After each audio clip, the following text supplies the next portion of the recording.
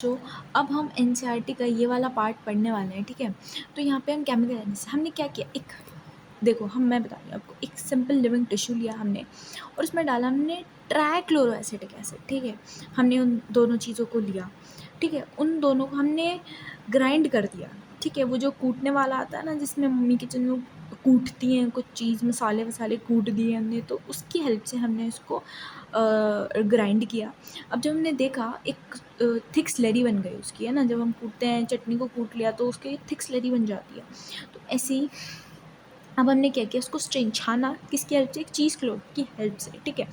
अब हमने एक मान लो एक नीचे एक बाउल रखा, उसके ऊपर चीज़ क्लोथ से हम छान रहे हैं, तो कुछ चीज़ नीचे आ गई और कुछ चीज़ ऊपर आ गई। जैसे हम चाय छानते हैं तो कुछ चीज़ चाय नीचे आ जाती है, चाय पत्ती उसमें स्ट्रेनर जो होता है उसमें रह जाती है। तो इसी के उससे हम ले सकते हैं कि जो छन गया उस चीज़ को हम बोल रहे हैं फिल्ट्रेट, और जो नहीं छना उसको बोल रहे हैं हम रिटेंटेट, ठीक है। तो फिल्ट्रेट यानी कि वो चीज़ जो सॉल्युबल है, यानी एसिड सॉल्युबल पूल के अंदर आ रहा है हमारा फिल्ट्रेट, ठीक है। वहीं पे हम रिटेंटेट की बात करें तो वह एसिड इनसॉल्युबल पूल है। अब हम बात करें जो हमारा फिल्ट्रेट है, अब हम देखो छोटी छोटी चीज़ जो उसके हेल्प से छन गई, छनी क्या वो जो बहुत छोटी छोटी चीज़ होगी, यानी बायो माइक्रोमोलिक्यूल छन गए, और जो बड़े बड़े हैं वो ऊपर ही रह गए, यानी बायो मैक्रोमोलिक्यूल्स। यहाँ पे हम इसका वेट दिया है, हमें फिल्ट्रेट का वेट हमारा 18 से 800 डेल्टन के बीच में होता है, यानी लेस देन 1000 डेल्टन, ठीक है, के अंदर अंदर हमारे फिल्ट्रेट आता है। फिर हम बात करें मोनोमर्स होता है, छोटी छोटी चीज़ें सिंगल यूनिट ऑफ कोर्स छन रही हैं, तो कोई बड़ी चीज़ तो छनेगी नहीं। वहीं पे अगर हम बात करें रिटेंटेट का जो वेट होता है वो मोर देन 1000 डेल्टन होता है। पॉलीमर आते हैं इसके अंदर, है ना, कि मतलब व्हाट इज़ पॉलीमर, पॉलीमर क्या होता है। पॉलीमर मैं आपको बताती हूँ पॉलीमर क्या होता है।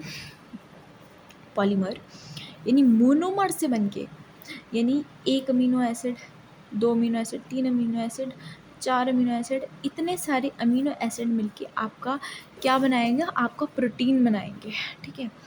ठीक है, this is polymer and this is amino acid, ठीक है। मतलब मोनोमर, मोनोमर ये मोनोमर है आपका और ये पॉलीमर है, यानी बहुत सारे मोनोमर से मिलके जो एक यूनिट बने उसे हम बोलते हैं पॉलीमर, ठीक है। यहीं पे आपको यहाँ पे आपको एग्जांपल्स दिए हैं। फिल्ट्रेट जैसे सिंपल शुगर आपकी फिल्ट्रेट में आ गई, वहीं पे अगर कॉम्प्लेक्स शुगर है, पॉलीसेकेराइड्स है, तो रिटेंटेट में, अमीनो एसिड आपके फिल्ट्रेट में आ गया, प्रोटीन आपका रिटेंटेट में आ गया, न्यूक्लियोटाइड आपका फिल्टर। आपको पता है न्यूक्लियोटाइड से क्या मतलब, न्यूक्लिक एसिड, ठीक है। यहाँ पे कुछ इनऑर्गेनिक चीज़ें भी आ जाएंगी, ठीक है। और यहाँ पे एक एक्सेप्शन आता है, वो होता है लिपिड्स का। ये अगर स्कूल एग्जाम्स में पूछा जाता है, ये मतलब लिपिड्स का, ठीक है। मतलब लिपिड जो है उसका वेट होता है 800 डेल्टन, ठीक है। आप कहोगे 800 डेल्टन वेट है तो फिर तो ये तो बायो माइक्रोमोलिक्यूल हुआ, है ना। तो इसमें देखो एनसीईआरटी में लाइन दी हुई है, नॉट स्ट्रिक्टली बायो माइक्रोमोलिक्यूल्स, ठीक है। This is not a strictly bio micromolecules, ठीक है, क्योंकि ये कोई पॉलीमर नहीं है, पर ये क्या है, पानी के अंदर इनसॉल्युबल है, ठीक है। देखो ये हमें मिलता है, ये क्यों होता है, found in cell membrane when acid is added to cell, ठीक है। ये हमें मिलता है कहाँ पे, एक सेल मेम्ब्रेन पे, और जब एसिड डालते हैं हम सेल के अंदर तो प्लाज्मा मेम्ब्रेन जो है वो ब्रेक हो जाती है टुकड़ों के अंदर, फ्रेगमेंट्स के अंदर आपकी ब्रेक हो जाती है। और जो ये फ्रेगमेंट्स हैं, ठीक है, ये एक लार्ज वेसिकल्स या फिर क्लस्टर्स बना ले, गुच्छा बना लेते हैं, ठीक है। जो क्या है, चीज़ क्लोथ के नीचे पास नहीं कर पाता, ठीक है। फिर से बताती हूँ, दोबारा से बताती हूँ, लिपिड्स जो है वो स्ट्रिक्टली बायोमैक्रोमोलिक्यूल्स नहीं है, ना ही पॉलीमर है, ठीक है, क्योंकि मोनोमर है। यहाँ पे हम एक्सेप्शन पढ़ रहे हैं ना कि भाई लिपिड्स रिटेंटेट के अंदर क्यों आ रहे हैं, कि भाई ना, क्योंकि ना तो वो भाई हम बायोमैक्रोमोलिक्यूल्स बोल सकते हैं, ना उनको पॉलीमर है, वो तो मोनोमर है लिपिड्स।